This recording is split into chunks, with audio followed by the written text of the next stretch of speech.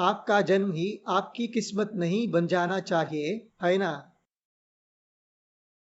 आइए एक सरल उदाहरण से अपनी चर्चा शुरू करें। कल्पना कीजिए एक 100 मीटर की दौड़ की एक नया पूर्ण दुनिया में हर व्यक्ति 0 मीटर की रेखा पर खड़ा होता है। स्टार्टिंग पिस्टल चलती है, सीटी बजती है और जो सबसे तेज दौड़ता है वही जीतता है। सरल है ना? लेकिन दुर्भाग्य से हम ऐसी दुनिया में नहीं रहते। असल दुनिया में, चाहे आप न्यूयॉर्क, लंदन, टोक्यो या नई दिल्ली में हो, ये दौड़ इतनी न्यायपूर्ण नहीं होती। दौड़ शुरू होने से पहले ही कुछ लोग 50 मीटर के निशान पर खड़े होते हैं, जबकि कुछ लोगों को शुरुआती रेखा से 20 मीटर पीछे से शुरुआत करनी पड़ती है। आप शायद समझ ही गए होंगे कि मैं किस दौड़ की बात कर रहा हूँ। ये है सामाजिक असमानता की दौड़।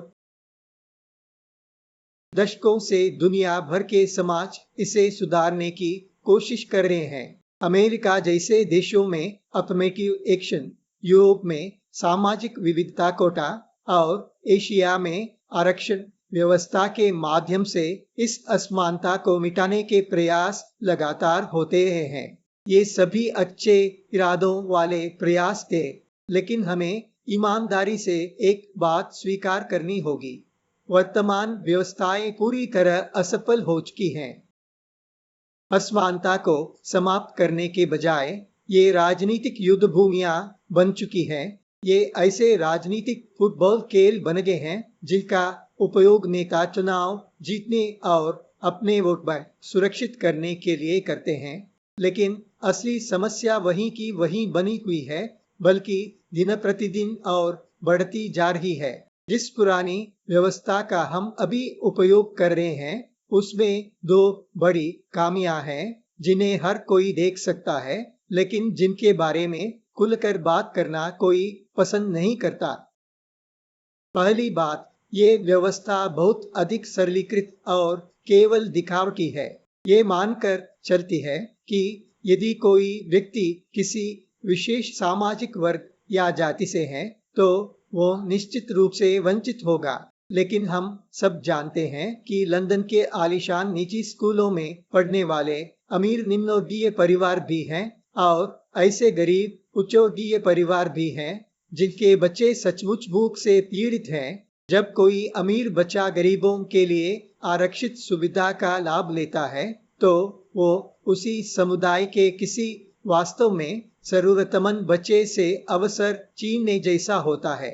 दूसरी बात, हमारे राजनीतिक समाधान समय के साथ जम जाते हैं। एक बार कोई कानून या नीति बना दी जाए तो वो मिटाई न जा सकने वाली रेखा बन जाती है। ये व्यवस्था कभी ये नहीं देखती कि पिछले कुछ दशकों में कोई समुदाय वास्तव में आगे बढ़ा है या नहीं। ये उस मरीज को दवा देती रहती है जो शायद पहले ही ठीक हो चुका हो, जबकि उसके बगल में मर रहे व्यक्ति को दवा तक नहीं मिलती। हमें ये पूछना बंद करना होगा कि आप किस जाति या समुदाय से हैं। इसके बजाय हमें ये पूछना शुरू करना होगा कि आपके संघर्ष का रास्ता कैसा था। हमें राजनीति से ऊपर उठकर न्यायपूर्ण अवसरों की ओर बढ़ना होगा, और ये राजनीतिक नारों से नहीं, बल्कि एक पारदर्शी न्याय आधारित न्यायपूर्ण व्यवस्था से संभव हो सकता है। ये समझने के लिए कि क्या ऐसी व्यवस्था वास्तव में काम कर सकती है, आइए भारत जैसे देश का उदाहरण लें।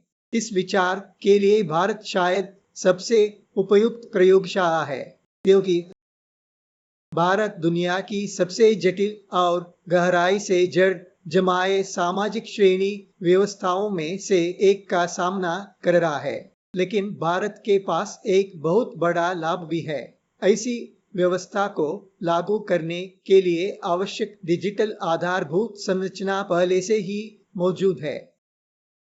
भारत पिछले 70 से अधिक वर्षों से सरकारी नौकरियों और उच्च शिक्षा संस्थानों में जाति आधारित आरक्षण व्यवस्था चला रहा है। लेकिन शोषित समुदायों के भीतर के ही संपन्न वर्ग अधिकांश लाभ ले रहे हैं, जबकि दूर दराज के गांवों में रहने वाले सबसे गरीब लोग आज भी वंचित हैं। फिर भी किसी भी राजनेता के लिए किसी समुदाय को आरक्षण सूची से हटाना लगभग राजनीतिक आत्महत्या के समान है। इसलिए पूरी व्यवस्था टर्च की है। अब भारत की आधुनिक डिजिटल संरचना पर एक नजर डालिए। भारत ने बायोमेट्रिक आधारित नागरिक पहचान प्रणाली लागू की है।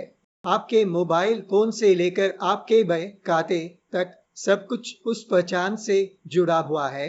स्कूलों और कॉलेजों के पूरी तरह डिजिटल इस शैक्षणिक रिकॉर्ड अब सामान्य होते जा रहे हैं। एक बड़े स्तर पर ट्रैक की जा सकने वाली डिजिटल भुगतान व्यवस्था पहले से मौजूद है और नागरिक पहचान से जुड़ा विशाल आयकर डेटा नेटवर्क भी उपलब्ध है। दूसरे शब्दों में कहें तो जरूरी डेटा पहले से ही मौजूद है। यदि कोई बन केवल 5 सेकंड में किसी व्यक्ति के डिजिटल रिकॉर्ड देखकर ये तय कर सकता है कि उसे 50,000 का ऋण दिया जाए या नहीं, तो फिर हम कॉलेज की सीट या नौकरी के लिए ये तय करने हेतु AI आधारित एल्गोरिदम का उपयोग क्यों न करें कि किसे इसकी सबसे अधिक आवश्यकता है। जाति प्रमाण पत्र की जगह ये न्यायपूर्ण व्यवस्था लगातार बदलते रहने वाले सामाजिक स्थिति अंक की गणना करेगी। इसे एक क्रेडिट स्कोर की तरह समझिए, लेकिन ये केवल जन्म रिकॉर्ड देखने के बजाय उन वास्तविक बाधाओं को मापेगा जिन्हें किसी व्यक्ति ने जीवन में पार किया है। इस व्यवस्था में AI कम से कम 4 सरल सिद्धांतों के आधार पर इस दौड़ की न्यायपूर्णता तय कर सकता है। संघर्ष का मार्ग। यदि किसी व्यक्ति के माता पिता पहले ही आरक्षण का उपयोग करके उच्च सरकारी पद या सुविधाएं प्राप्त कर चुके हैं, तो उस व्यक्ति का अपना स्कोर कम हो जाएगा। उस परिवार को आवश्यक सहायता पहले ही मिल चुकी है।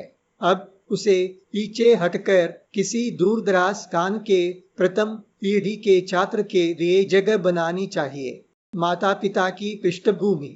यदि किसी व्यक्ति के माता पिता डॉक्टर या अन्य उच्च कौशल वाले पेशेवर हैं, तो वो बच्चा तुलनात्मक रूप से अधिक सशक्त होगा।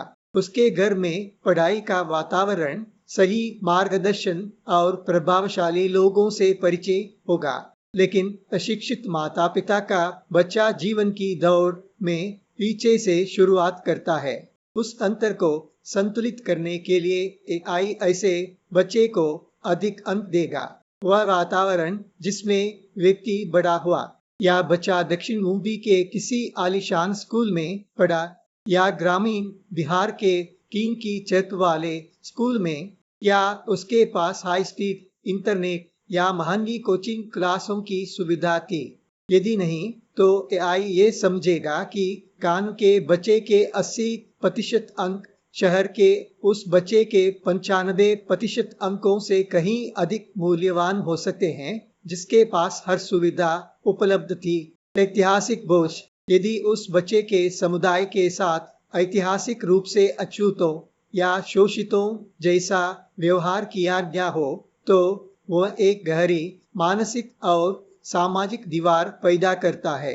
AI ऐसे पृष्ठभूमि के लिए अतिरिक्त अंक सुरक्षित रखेगा, लेकिन जैसे जैसे दशकों के साथ उस समुदाय की शिक्षा और जीवन स्तर सुधरते जाएंगे, वैसे वैसे ये अतिरिक्त अंक धीरे धीरे कम होते जाएंगे। ये केवल एक सरल व्याख्या है। वास्तविक AI आधारित न्यायपूर्ण व्यवस्था इससे कहीं अधिक जटिल हो सकती है, लेकिन यह असंभव नहीं है और ये समाधान केवल भारत तक सीमित नहीं है। ये पूरी दुनिया के लिए एक मॉडल बन सकता है। इस व्यवस्था का AI आधारित ढांचा लगभग हर जगह समान रहेगा। केवल डेटा और प्राथमिकताएं हर देश की परिस्थितियों के अनुसार बदलेगी। यदि इस मॉडल को अलग अलग देशों में लागू किया जाए, तो ये वहां की वास्तविकताओं के अनुसार अपने आप बदल जाएगा। अमेरिका में ये एआई आधारित व्यवस्था जाति और नस्ल पर आधारित राजनीतिक संघर्षों से आगे बढ़ेगी। ये मैनहट्टन के सबसे महंगे निजी स्कूलों में पढ़े छात्र और वेस्ट वर्जीनिया या मिसिसिपी डेल्टा के गरीब ग्रामीण स्कूल में पढ़े छात्र के बीच का अंतर पहचान सकेगी। पश्चिमी यूरोप में मुख्य समस्या वर्ग भेद और प्रवासियों की स्थिति है। ये एआई आधारित व्यवस्था वहां के क्षेत्रीय और शैक्षणिक डेटाबेस का उपयोग करेगी। ये पेरिस, लंदन या मैड्रिड की प्रतिष्ठित संस्थाओं के छात्रों और उपेक्षित औद्योगिक क्षेत्रों या प्रवासी बस्तियों में बड़े हो रहे छात्रों के बीच की दूरी को अपने आप संतुलित करेगी। लेकिन अब आता है सबसे महत्वपूर्ण हिस्सा, वह आश्चर्यजनक है। ये वो सत्य है जो आरक्षण का समर्थन करने वालों और विरोध करने वालों दोनों को समझा सकता है। मानव या राजनीति द्वारा संचालित कोटा व्यवस्थाएं ऐसे बहते हुए नल की तरह हैं जिन्हें एक बार चालू कर दिया जाए तो राजनीतिक कारणों से वे कभी बंद नहीं होते।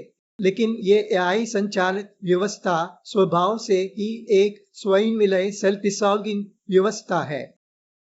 जैसे जैसे ये एल्गोरिदम योग्य लोगों की सही पहचान करता है, उन्हें प्राथमिकता अंक देता है और समाज की मुख्य धारा में लाता है, वैसे वैसे व्यवस्था में आने वाला डेटा स्वयं बदलने लगता है। जब डेटा ये दिखाने लगता है कि किसी विशेष क्षेत्र या समुदाय के बच्चे दूसरों की तरह ही शिक्षा प्राप्त कर रहे हैं, कमाई कर रहे हैं और आर्थिक रूप से सशक्त बन रहे हैं, तब एआई अपने आप उन्हें प्राथमिकता अंक देना बंद कर देता है। इस परिवर्तन के लिए संसद में किसी नए कानून की आवश्यकता नहीं होगी, सुप्रीम कोर्ट के किसी फैसले की आवश्यकता नहीं होगी, किसी सामाजिक आंदोलन या हड़ताल की भी जरूरत नहीं होगी। ये व्यवस्था अपनी ही सफलता के माध्यम से अपनी आवश्यकता को शांतिपूर्वक समाप्त कर देगी। अंततः हर व्यक्ति के सामाजिक स्थिति अंक एक समान स्तर की ओर आने लगेंगे। जब जन्म किसी का भविष्य तय करना बंद कर देगा, तब ये प्राथमिकता अंक स्वाभाविक रूप से शून्य तक पहुंच जाएंगे। राजनेताओं को कोटा समाप्त करने की आवश्यकता नहीं पड़ेगी, वे गणितीय दृष्टि से अपने आप अर्थहीन हो जाएंगे। पुरस्कार,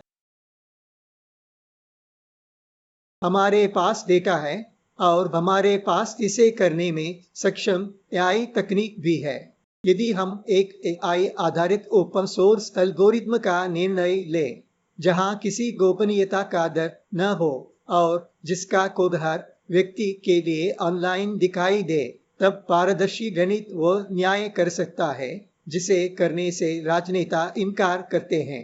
हमें ऐसी समाज बनना बंद करना होगा जो केवल ये सोचता रहे कि हमारे पूर्वज कौन थे, और ऐसी समाज बनना होगा जो ये देखे कि हमारे बच्चे क्या बन सकते हैं। आइए वर्तना बंद करें और इस एआई आधारित न्यायपूर्ण व्यवस्था का उपयोग करके उस प्रतिभा को सहारा दे, चाहे वो इस धरती पर कहीं भी जन्मी हो, ताकि वो चमक सके। समापन के शब्द, सिर्फ इसलिए कि मैंने ये सब कहा है, इसका मतलब ये नहीं कि मैं ये दावा कर रहा हूँ कि ये एआई आधारित न्यायपूर्ण व्यवस्था पूरी तरह दोषरहित है। मैं भी जानता हूँ कि इसमें कई चुनौतियाँ हैं। यदि लोग व्यवस्थित रूप से अपना डेटा छिपाकर एल्गोरिथम को धोखा देने लगे तो क्या होगा? या यदि इस व्यवस्था का कोड लिखने वाला इंसान अपने निजी पूर्वाग्रह उसमें डाल दे तो? ये सभी गंभीर प्रश्न हैं जिन पर निश्चित रूप से गहराई से विचार किया जाना चाहिए। लेकिन मेरा तर्क केवल इतना है, वर्तमान व्यवस्था जो आज हमारी आंखों के सामने है, पूरी तरह जड़ हो चुकी है और राजनीति की कीचड़ में फंस गई है। उससे चिपके रहकर हमेशा लड़ते रहने के बजाय हमें एक नए रास्ते के बारे में सोचना होगा। ये एआई आधारित न्यायपूर्ण व्यवस्था शायद कोई पूर्ण और अंतिम समाधान न हो, लेकिन परिवर्तन की दिशा में उठाया जाने वाला ये निश्चित रूप से सबसे अच्छा पहला कदम हो सकता है। आइए पुरानी दीवारों को लेकर लड़ना बंद करें और भविष्य के बच्चों के लिए न्याय की एक नई नींव बनाने पर चर्चा शुरू करें।